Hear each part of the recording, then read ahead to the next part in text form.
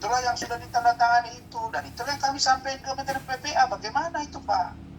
Ada anak yang sudah mempersiapkan dirinya, bahkan sudah menunjuk pengacaranya, dan kemudian bahkan hari itu kalau tidak cepat diambil paksa oleh NM dan timnya, maka LM itu sudah datang ketemu saya. Itu yang sudah mereka agendakan ya.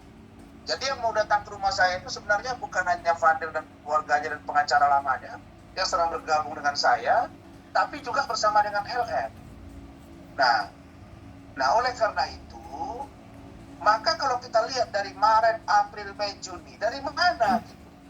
Kalau dia dikatakan hamil, lalu kemudian harus ada dong berarti sperma ya yang ada di janin seorang perempuan atau LM.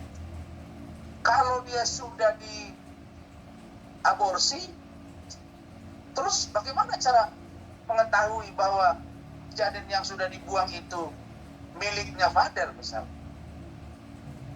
Nah kemudian bagaimana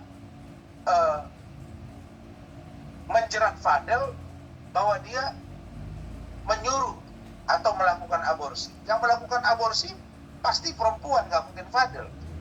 Nah, tapi pertanyaannya, kalaulah misalnya benar, maaf ya, seandainya benar ada aborsi, seandainya benar ada hamil.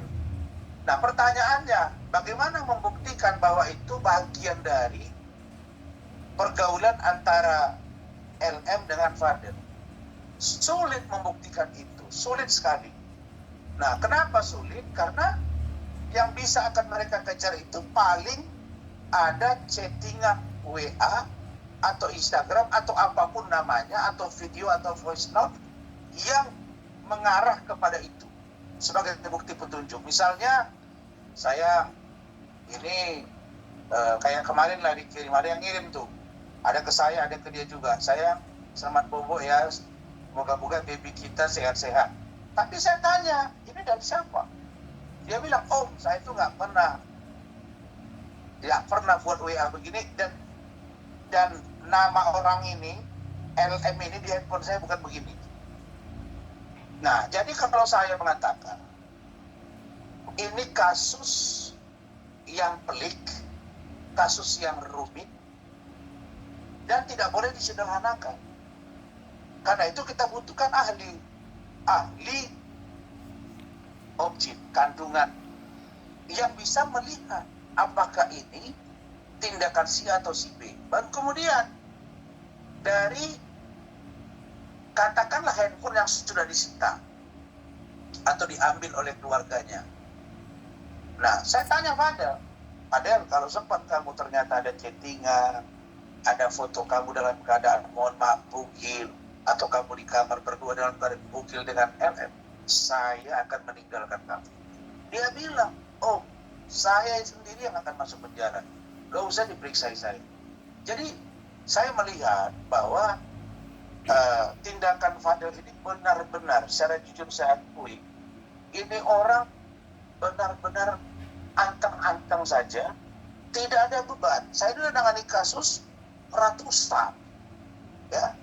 Kenapa? Karena saya lihat setiap klien saya pasti ada rasa gelisah.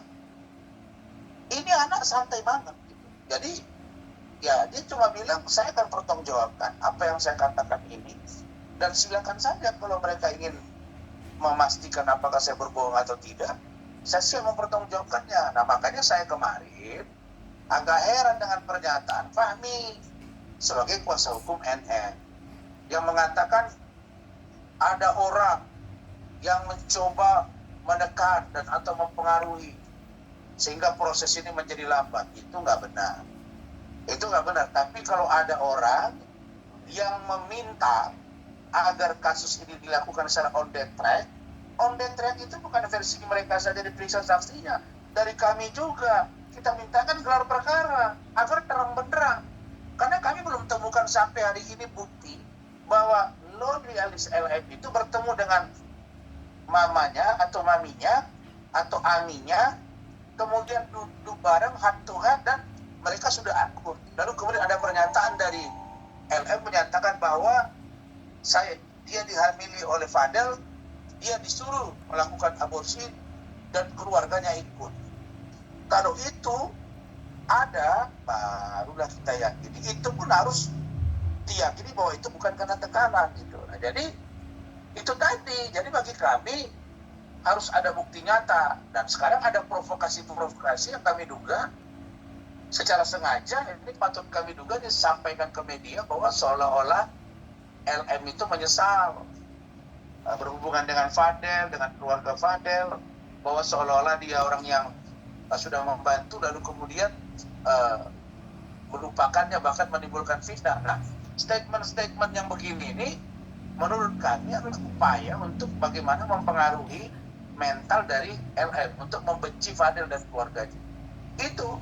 Nah, karena itu kami minta lakukan gelar perkara dan konfrontir. Jadi sebenarnya ini kami lakukan karena statement dari pihak NM dan pengacaranya juga gitu. Begitu.